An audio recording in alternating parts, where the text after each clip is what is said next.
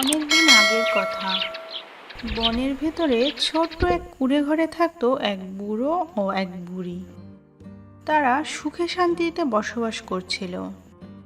বুড়ো সারাদিন মানুষের কাছে চেয়ে যা পেত তাই নিয়ে আসতো তার ভাঙা কুটিরে।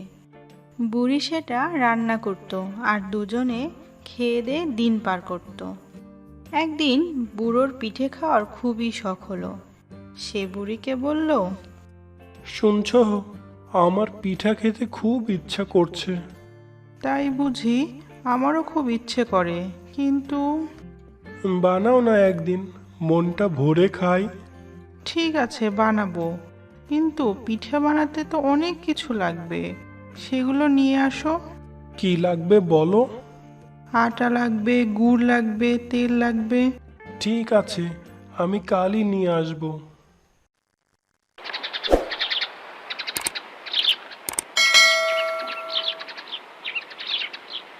পরের দিন সকালে বুড়ো চলল আটা, গুড় আর তেল আনতে।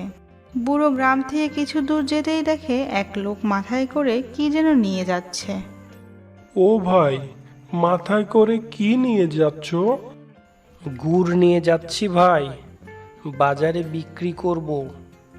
ভাই, আমাকে একটু গুড় দাও না, খুব শখ পিঠা খাবো। তোমার আবার পিঠা খাওয়ার শখ হয়েছে?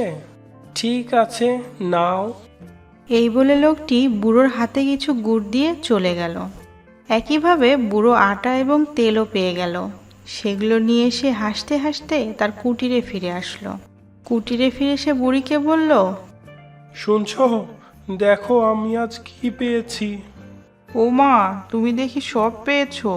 আজ রাতেই তাহলে পিঠা বানাবো। পিঠা খাওয়ার আনন্দে বুড়ো খুব খুশি হলো। শোনো, পিঠা যে বানাবো, খড়ি তো নাই। ঠিক আছে, আমি যাচ্ছি খড়ি আনতে। এই বলে বুড়ো চলল বনের ভেতর খড়ি আনতে। বুড়ো যখন খড়ি ভাঙতে লাগলো তখন খড়ির মটমট শব্দ করে উঠল। তখনই একটি বাঘ বলে উঠল,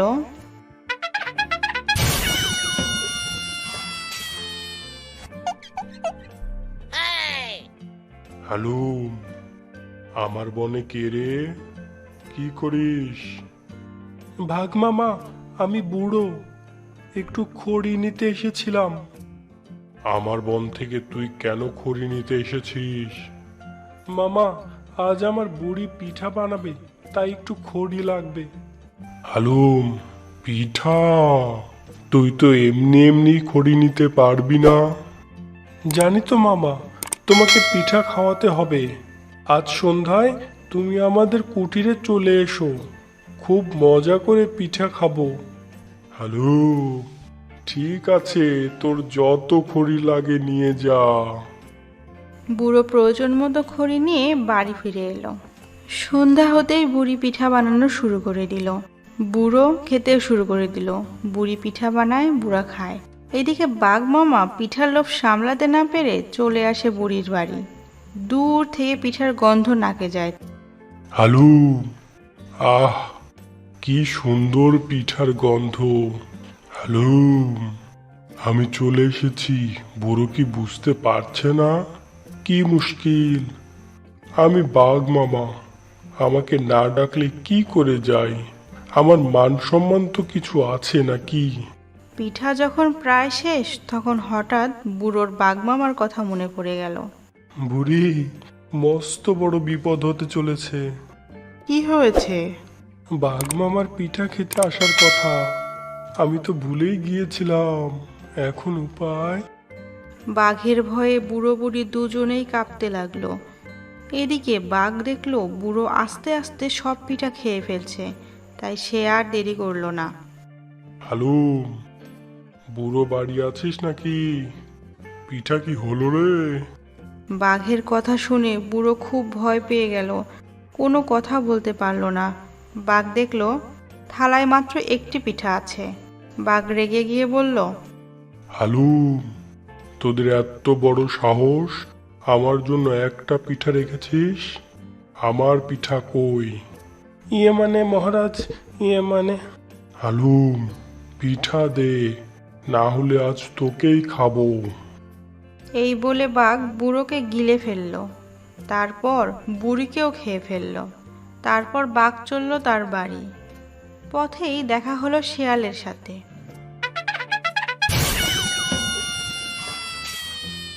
ওরে বাবা, বাঘের পেট কত মোটা রে! এই বেটা, পেট মোটা বলবি না। পিঠা না পেয়ে বুড়োকে খেয়েছি, বুড়িকেও খেয়েছি। তোকে খেতে কতক্ষণ?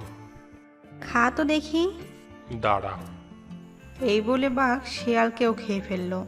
তারপর আবার চলতে লাগলো। পথে আবার দেখা হলো গাধার সাথে।